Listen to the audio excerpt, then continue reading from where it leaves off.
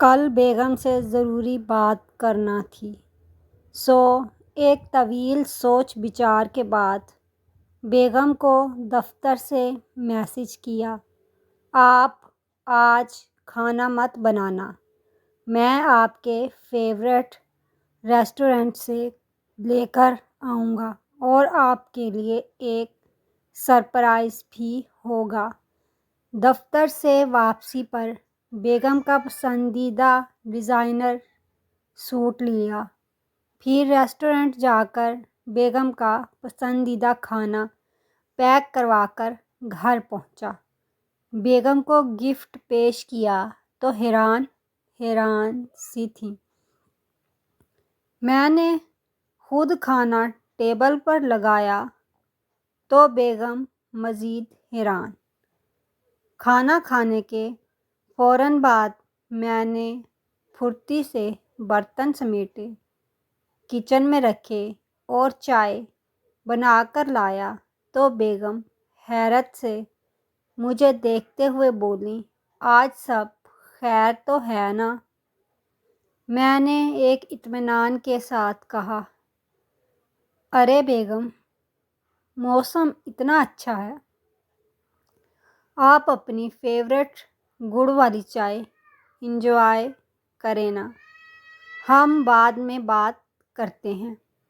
چائے ختم ہوتے ہی بیگم بیڈ روم میں چلی گئیں، جبکہ میں نے لیپ ٹاپ آن کرکے 2-3 ای میلز کا جواب دیا اور کمرے میں پہنچ گیا، جہاں بیگم تھکی ہاری سی لیٹی تھیں۔ میں نے پوچھا، بیگم کیا ہوا؟ طبیعت تو ٹھیک ہے؟ بیگم بولیں، تھک گئی، سارا دن گھر کے کام کر کر کے ٹانگیں درد کر رہی ہیں۔ میں فوراً آگے ہوا اور کہا، لائیں بیگم، میں دبا دیتا ہوں۔ گھر کے کام اتنے آسان تو نہیں ہوتے نا۔